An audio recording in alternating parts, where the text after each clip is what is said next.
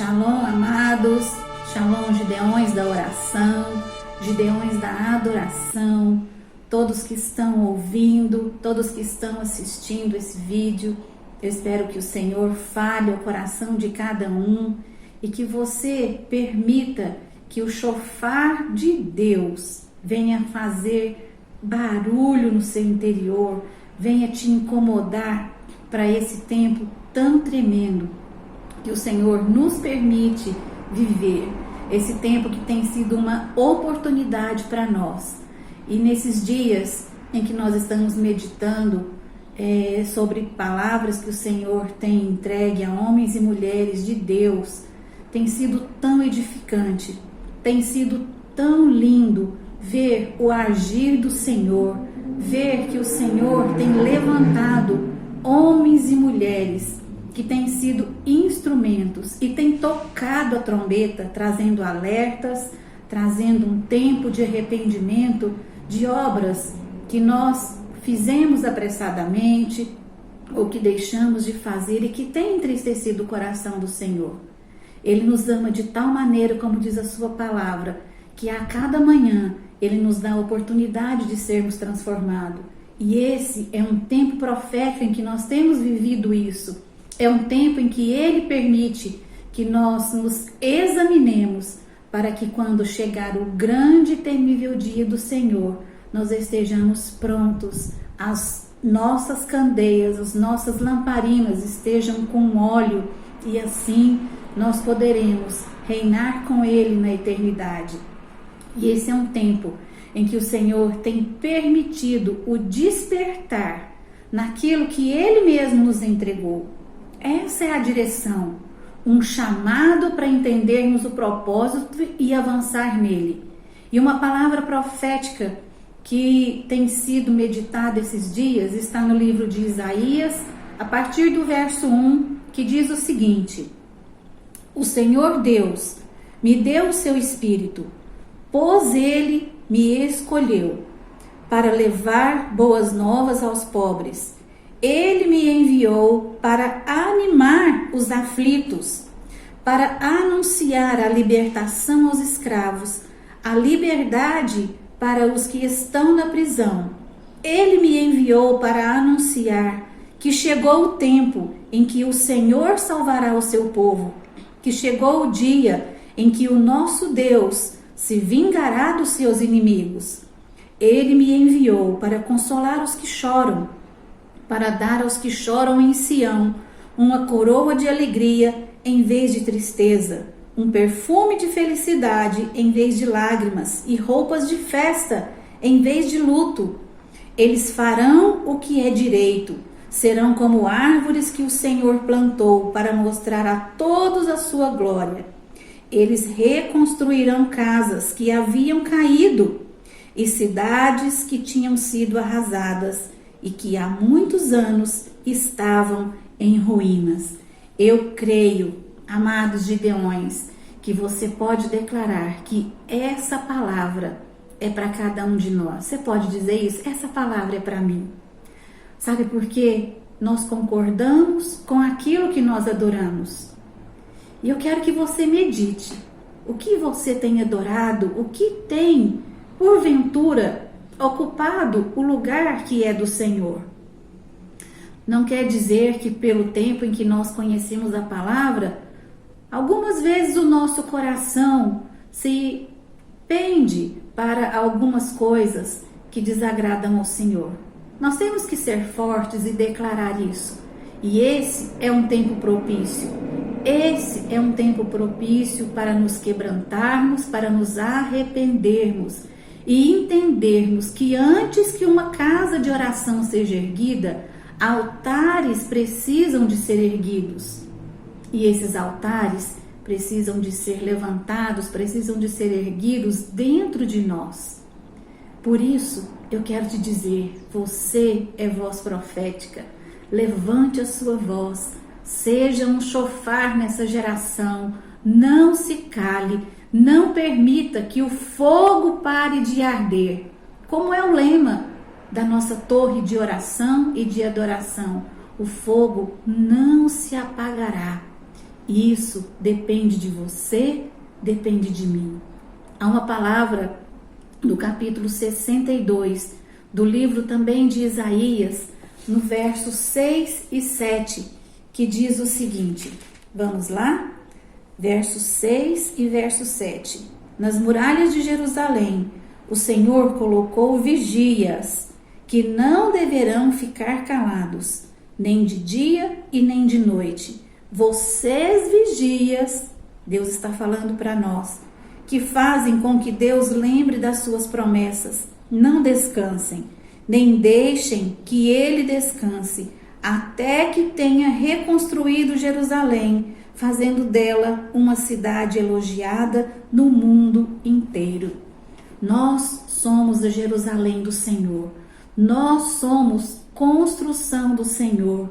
Por isso, queridos, nesse tempo de tantas coisas, tantos momentos ruins, tantas notícias tristes, não permita questionamentos, não permita que murmurações venham à sua mente, inunde o seu coração, mas busque o discernimento. Essa é a palavra.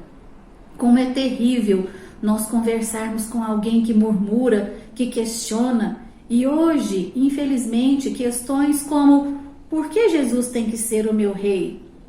Por que eu tenho que me submeter a ele? Questões como essas têm vindo nos lábios de algumas pessoas. Mas sabe o que está acontecendo?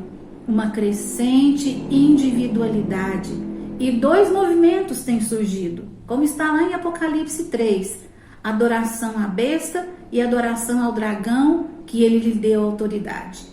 Entenda a importância do declarar, a importância das suas palavras, a importância de você entender como é tremendo essa oportunidade que o Senhor nos dá de sermos anunciadores da sua vida, da sua palavra, do seu ensino, de expressar em adoração, em louvores, a sua adoração. Um chofar, queridos, ele não se toca, ele não se ecoa por ele mesmo, aquele som tão tremendo que mexe tanto com o nosso interior. Mas ele precisa do seu sopro, do sopro que Deus colocou em você, do seu fôlego de vida, para que você faça com que esse som profético inunde o ar, inunde as mentes, inunde os corações. Assim como a palavra nos ensina a inculcar a palavra, a vida do Senhor nas crianças, inculque em sua mente a palavra de Deus e os louvores a Ele. Principalmente os louvores, as canções, porque eu bem sei que quando nós éramos distantes do reino de Deus e ouvíamos algumas músicas, a nossa mente e o nosso coração se voltava para aquela situação em que nós passamos na época daquela canção. Era como que se ela ficasse gravada, ficasse escrito na nossa mente, e tudo aquilo voltava de uma forma instantânea. Toda aquela situação, às vezes tristeza, uma lembrança ruim, um momento que nos fez sofrer, não é assim? Por isso, cuidado. Saiba que antes estávamos sendo doutrinados, e é dessa forma que o nosso inimigo, que o inimigo das nossas almas, vai levantar um movimento de adoração a Ele. Isso não acontece em apenas um dia, mas pouco a pouco. Mas o que eu quero dizer com isso? Eu quero te dizer que esse é o princípio do contemplar e de se tornar. O que eu quero dizer com esse exemplo? Eu quero dizer que muitas vezes camadas de cegueira vêm à nossa mente e interfere de uma tal forma na nossa maneira de viver, na nossa maneira de pensar, na nossa maneira de falar. E antes que percebamos, nós estamos em total concordância, porque concordamos com aquilo que nós adoramos. Lembre-se, o som é profético. Dentro de você há fôlego de vida colocado pelo próprio Deus, e Ele mesmo quer te levantar como um verdadeiro adorador. Ele quer te levantar, como diz a palavra aqui no livro de Isaías, como aquele que ele mesmo deu o seu espírito, como aquele que foi escolhido para levar as boas novas, como aquele que foi escolhido e enviado para consolar os que choram, para levar alegria ao invés de tristeza, para fazer o que é direito e ser como uma árvore que o próprio Senhor plantou para mostrar a todos a sua glória. E com isso, queridos, eu não falo daqueles que entoam canções maravilhosas ou daqueles que entendem notas e cifras. Não é esse adorador que o Senhor procura. Eu estou falando daquele adorador que se quebranta diante da presença dele. Eu estou falando daquele que é corajoso o suficiente para reconhecer os erros, se arrepender e se consertar. E eu quero dizer, esse é um tempo propício para isso. É um tempo que o Senhor nos entrega. Eu quero dizer que o Senhor está buscando aqueles que se colocam nas brechas em santidade. Como o sacerdote entrava para adorar, nós temos que ter em nossa testa a frase santidade ao Senhor, porque assim nós vamos conquistar aquilo que Ele tem.